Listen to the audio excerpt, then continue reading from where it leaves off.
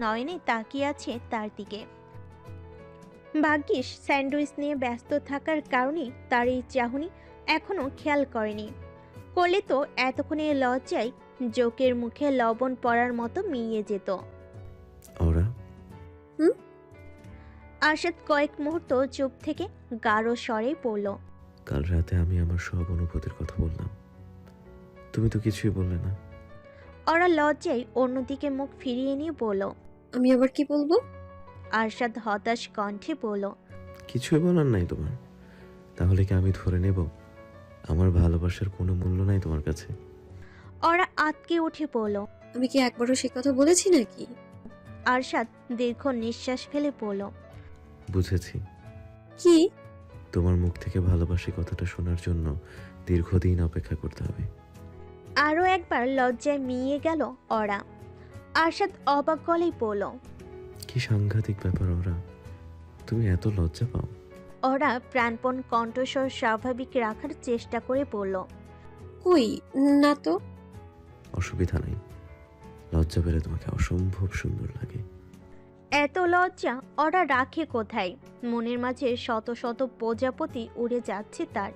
ইচ্ছে করছে এই মুহূর্তে চিৎকার করে আরশাদকে তার ভালোবাসার কথাটা জানিয়ে দিতে। আবার ঠিক পর মুহূর্তেই মনে হচ্ছে ওই সাহস যে সে এ জীবনে করে উঠতে পারবে না। ওরা শোনো, আমি এখন একটু বের হচ্ছি। আজ আমাদের প্রোডাকশন হাউসে লাইসেন্সের জন্য অ্যাপ্লাই করা হবে। তার মানে তো নামও ঠিক করে ফেলেছেন। কে ফিল্মস। ওরা ঝলমলে কণ্ঠে বলল। কে ফর কথা, তাই না? হুম। ওরা মুগ্ধ গলায় বলল। খুব সুন্দর হয়েছে নামটা।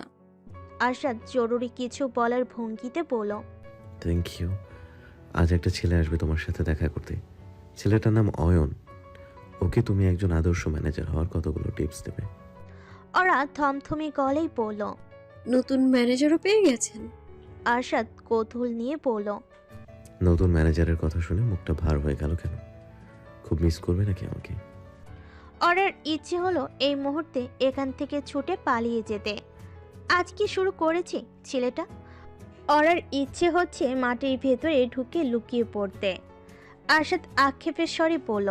তুমি মিস করো বা নাই করো, আমি কিন্তু তোমাকে ম্যানেজার হিসেবে প্রচণ্ড মিস করব। শুটিংয়ে, মিটিংয়ে, রিহার্সেলে, ইন্টারভিউতে, সব জায়গায় তোমার উপস্থিতি মিস করব। ওরার গা বেয়ে শীতল হাওয়া বয়ে গেল। আরশাদ তার উপস্থিতি মিস করবে, সে কি এতটাই গুরুত্বপূর্ণ আরশাদের জীবনে? আরশাদ হালকা গলায় বলল। কিন্তু কি আর করার, কিছু পেতে হলে কিছু স্যাক্রিফাইস তো করতে হয়। আমার কোম্পানির জন্য এত ট্যালেন্টেড একজন সিইওকে পেতে হলে আমাকে তো আমার প্রিয় ম্যানেজারকে স্যাক্রিফাইস করতেই হবে। আমাকে বেশি মিস করতে চাও না ওরা। বাসায় তো সর্বক্ষণ তার আশেপাশেই থাকবো। প্রশংসায় বিগলিত হয়ে ওরা বলল। বুঝেছি। আমি 7টার মধ্যে ফিরে আসবো, তুমি রেডি হয়ে থেকো। তোমাকে একটা জায়গায় নিয়ে যাব। কোথায়? সেটা তো আগে ভাগে বলা যাবে না, সারপ্রাইজ। হাজার লজ্জা নিয়ে ওরা বলল। আজ কিভাবে সাজবো বলে দেবেন না? আজ নিজের মতো করে সাজো, তবে শাড়ি কিন্তু মাস্ট। আপনার শাড়ি খুব পছন্দের। আরশাদ ঠিক ওরা চোখের দিকে তাকিয়ে বলল। না, শাড়িতে তোমাকে পছন্দের। আমার শাড়িতে দেখেছেন কয়দিন? যে কয়দিনে দেখেছি তাই পাগল হয়ে যাওয়ার জন্য যথেষ্ট। যখন আমার ম্যানেজার ছিল তখন প্রতিদিন এমন সুটেড বুটেড হয়ে আসতে কেন? একদিন শাড়ি পরে এলেই তো তোমার প্রেমে পড়ে যেতাম। দুজনে একে অপরের চোখের দিকে তাকিয়ে রইল কয়েক মুহূর্ত। চোখে চোখে যেন এতদিনের মনে জমে থাকা সব কথাগুলো বলে দিচ্ছে তারা। আরশাদের চোখে ওরা দেখতে পাচ্ছে নিজের জন্য একরাশ মুগ্ধতা।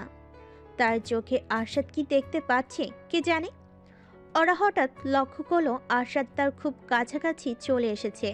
ওরা প্রাণপণ চাইছে তার কাছ থেকে ছিটকে দূরে সরে যেতে, তবে ভেতর থেকে কিছু একটা এসে আটকে দিয়েছে তাকে। হিমবাহের মতো জমে রইল ওরা। আরশাদ তার ডান হাতটা রাখলো ওরার গালে। তার এই সম্মোহনী স্পর্শে দিশেহারা হয়ে পড়ল ওরা। নিজেকে আর এই গ্রহের বাসিন্দা বলে মনে হচ্ছে না। আরশাদের দুটো চোখ এতক্ষণ তার চোখের দিকে তাকিয়ে থাকলো, এখন তারা আবদ্ধ তার ঠোঁটের দিকে। আরশাদ একটু একটু করে ঠোঁটের দিকে অগ্রসর হচ্ছে। তার গরম নিঃশ্বাসগুলো আশ্রয় পড়ছে অরার মুখের উপর। অরার নিঃশ্বাসও ঘন হয়ে আসছে।